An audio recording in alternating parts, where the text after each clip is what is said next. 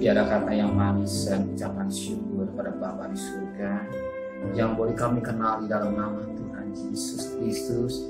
Terima kasih Bapa buat perhatian Kau yang Kau berikan hidup kami, keluarga kami, dan kami boleh bangun yang tubuh yang sehat dan kami rasakan bagikan kehidupan dari Goshen dan pemeliharaan Kau, Engkau Gembala yang sangat-sangat mengasihi kami. Dan sebelum kami akan selalu utamakan di atas segala adalah mesbah keluarga, mesbah pribadi, kami naikkan pujian penyembahan, kami naikkan doa syafaat, dan kami rindu mendengarkan dari firman Roh Kudus, urapi hamba-Mu, urapi kami. Haleluya. Amin. Shalom. Pagi, selamat bertemu dalam kasih Tuhan Yesus Kristus. Hari ini kita akan membaca Matius pasal ke-13. Matius pasal yang ke-13, ayat pertama sampai ayat yang ke-23, 24 dan selanjutnya besok. Matius pasal 13 ayat pertama sampai 23. Perumpamaan tentang seorang penabur. Pada hari itu keluar Yesus dari rumah itu dan duduk di tengah tepi danau. Maka datanglah orang banyak berbondong-bondong lalu mengumpul Yesus sehingga ia naik ke perahu dan duduk di situ. Sedangkan orang banyak semuanya berdiri di pantai dan ia mengucapkan banyak hal dalam perumpamaan kepada mereka. Kata Yesus, adalah seorang penabur keluar untuk menabur. Pada waktu ia menabur, sebagian benih jatuh di pinggir jalan. Lalu datanglah burung dan memakannya sampai habis. Sebagian jatuh di tanah yang berbatu-batu yang tidak banyak tanahnya. Lalu benih itu pun segera tumbuh karena tanahnya tipis. Tetapi sesudah matahari terbit, lahirlah ia dan menjadi kering karena tidak berakar. Sebagian lagi jatuh di tepi semak duri. Lalu makin besarlah semak itu dan mengepitnya sampai mati. Dan sebagian jatuh di tanah yang baik lalu berbuah. Ada yang 100 kali lipat, ada yang 60 kali lipat, ada yang 30 kali lipat.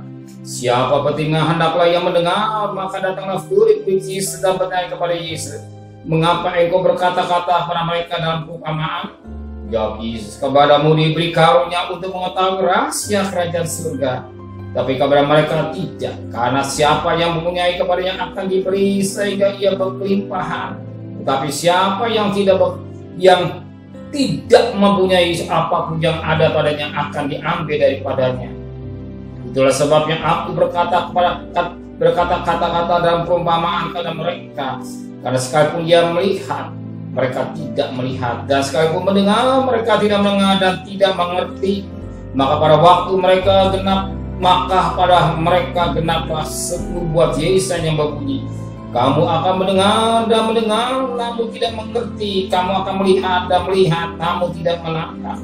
Sebab hati bangsa itu telah menebal dan telinga berat mendengar, dan mata melekat tertutup, supaya jangan mereka melihat dengan matanya, dan mendengar telinganya, dan mengerti dengan hatinya, lalu berbalik sehingga aku menyembuhkan mereka. Berbahagialah matamu karena melihat dan telingamu karena mendengar.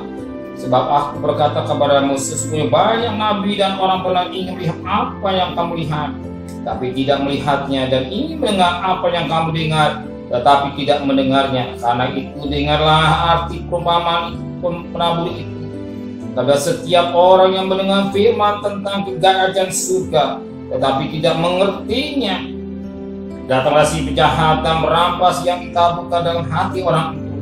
Itulah benih yang ditaburkan di pinggir jalan.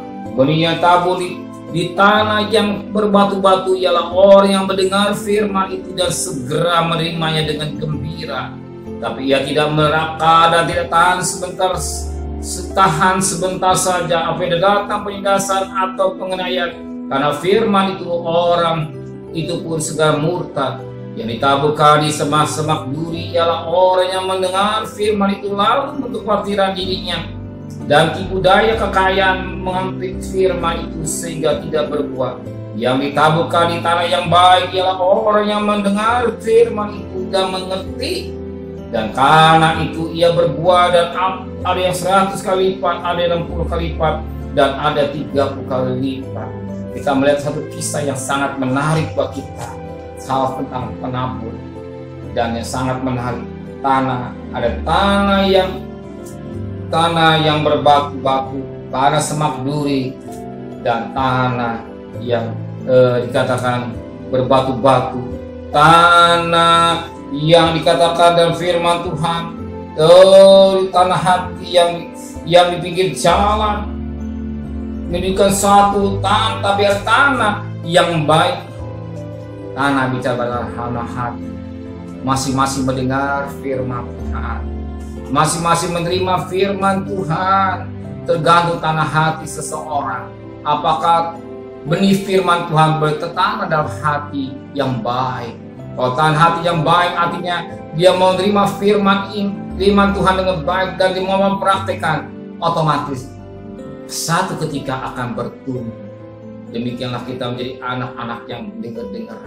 Baik, satu ketika kita akan bertumbuh dalam kedewasaan rohani, ya, dalam kedewasaan rohani. Bukan tanah yang ada di pinggir jalan, tanah yang berbatu-batu, tanah yang semak duri, tapi tanah yang subur. Sebagaimana pada ayat 3, yang ditaburkan di tanah yang baik ialah orang yang mendengar firman itu dan mengerti.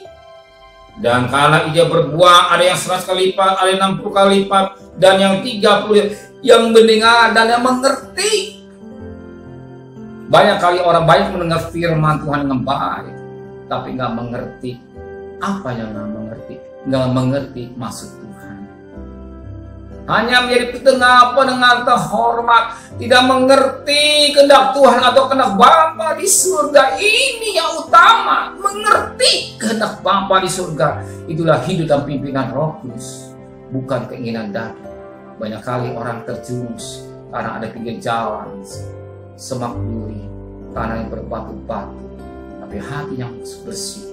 Yang kita mau terima firman Tuhan, saudara yang hadir pada pagi hari ini, saya katakan dalam nama Tuhan, saudara orang yang baik, bagikan benih yang ada di hati saudara. Saudara tidak khawatir dengan dunia, tidak cemas dengan keadaan dunia, sekalipun mata jasmani dan keadaan dunia seperti berat, tapi saudara punya mata iman. Satu perkara, karena saudara melakukan firman Allah dengan baik. Orang melakukan firman dengan baik, otomatis ketika datang angin hujan tetap tegar, tetap kuat. Ya, biar kita menghadapi tantangan. Satu perkara, Tuhan tidak tinggalkan saudara.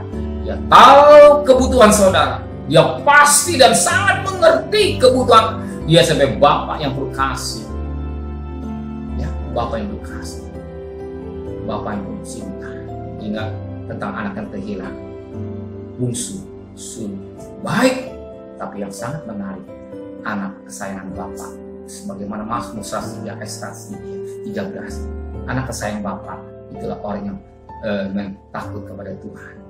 Bungsu berhasil, tapi gagal. Sulung juga tidak merasakan tinggal di Bapa.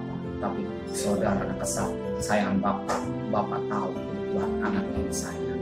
Karena saudara dengar-dengaran, mau bertumbuh anak yang dengar-dengar pada firman Allah dan mempraktekkan dan mengerti dengan baik, hidup saudara pasti Tuhan tidak tinggalkan. Amin. Saudara percaya Tuhan tidak akan tinggalkan hidup saudara. Amin. Tuhan tidak akan membiarkan saudara. Amin.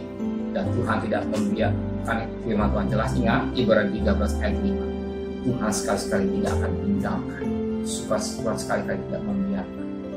Tuhan tidak penolong. Nah, ayat 6. Benar Bapa di surga, biar firman Allah yang kami dengar dan kami mengerti itu tanah hati kami yang subur untuk menerima kebenaran firman dengan baik dan menteraikan firman dalam hati kami, dan sementara kami akan mencari nafkah. Selamat pulang dan selamat kembalikan kami besok pagi sehat dengan tidak kurang satu apa juga.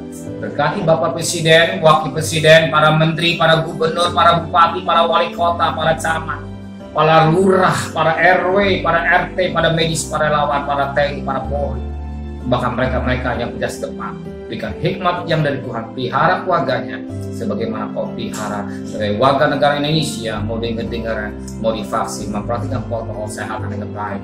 Belas kasihanmu terjadi buat bangsa kami Indonesia, yang sakit semakin berkurang, yang meninggal semakin kurang, tapi yang sembuh semakin banyak. Tuhan kekasih, terimalah berkat nikmat dari Allah Bapa, cinta kasih sayang dari Tuhan Yesus Kristus, dan berkat Roh Kudus dan saudara hari ini sampai Maranatha Tuhan Yesus datang.